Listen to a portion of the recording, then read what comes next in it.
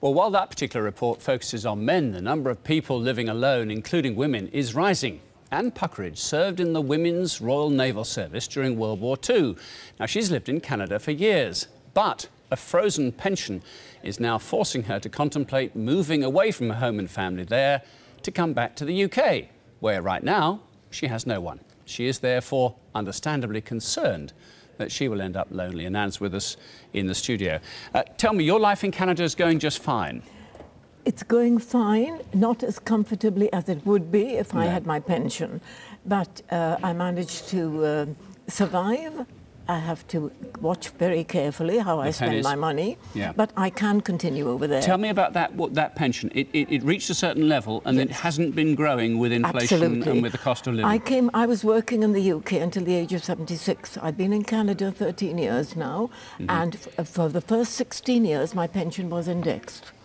When I came across 13 years ago, immediately, without any warning, we had no warning that this might happen, but by the time I learned that my pension would not be indexed, it was too late, and I was heavily committed. So for the past 13 years, I've had no allowances, no indexation, and that has obviously eaten well into my own savings. Right.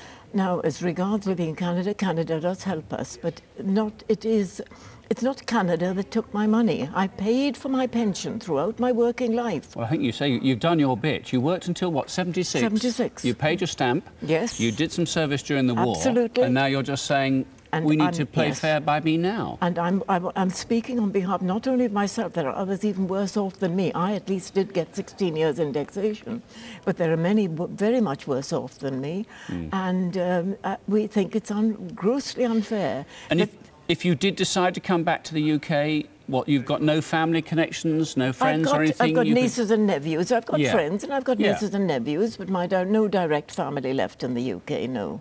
So it will be a bit of a wrench. Very much so. With respect to your age, to sort of start life over again, wouldn't it? But at least it will give me the satisfaction that I'm not living on charity.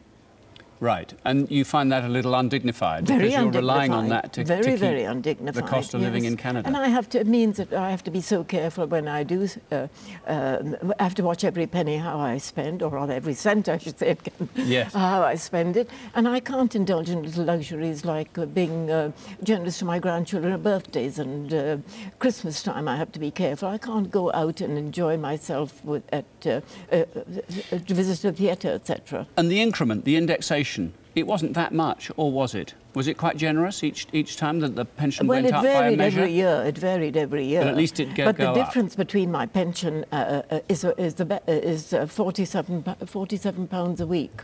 And £47 a week would help a lot.